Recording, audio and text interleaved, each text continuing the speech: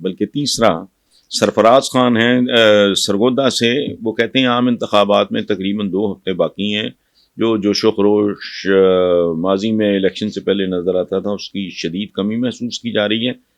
یا ایسا عمران خان کے میدان میں نہ ہونے کی وجہ سے ہے یا وجہ کچھ اور ہے؟ نہیں، ظاہر ہے ایک ہی وجہ ہے کہ یہ ایک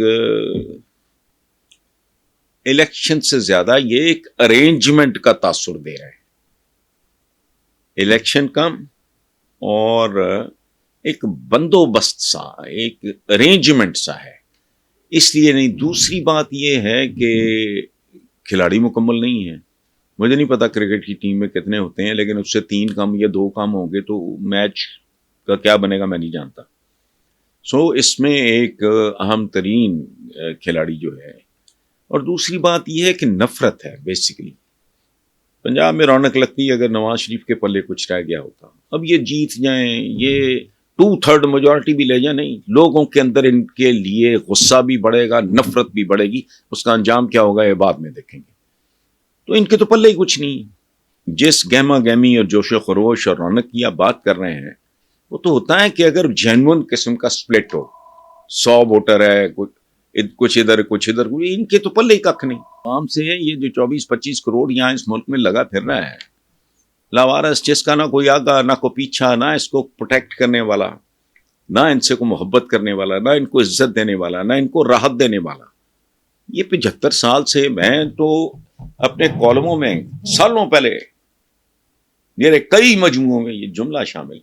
میرا ایک تقیہ کلام رہا ہے کہ 14 اگست 1947 کو جو لٹے پٹے قافلے جو شروع ہوئے تھے اجڑ کے،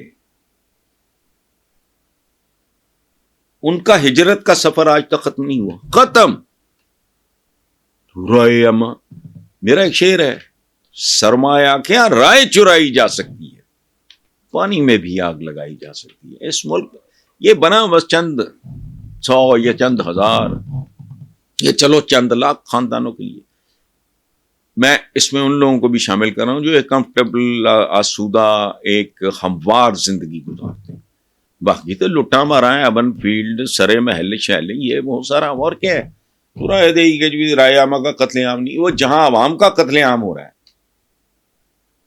وہ ان کی رائے کا قتل. میں نے کہا نا، سرمایہ کیا رائے چرائی جا سکتی ہے. کیا ہے نواز شریف کا ٹوٹل کیریئر؟ کیا ہے؟ رائے عامہ پہ ڈکیتی. ایک گمنام آدمی، نہ کوئی آگا نہ پیچھا، نہ کوئی پراپر ایجوکیشن، نہ کوئی بیک گراؤنڈ، نہ کوئی کچھ بھی نہیں تھا. جاؤ لگنے پکڑا، چمٹی سی لا کے بٹھا دیا، اس کے بعد چل سو چل. اب وہ 5ویں بار بننا چاہ رہا ہے. 5ویں بار اس لیے کہہ رہا ہوں کہ شہباز شریف نہیں، وزیر اعظم بھائی جان ہی تھے.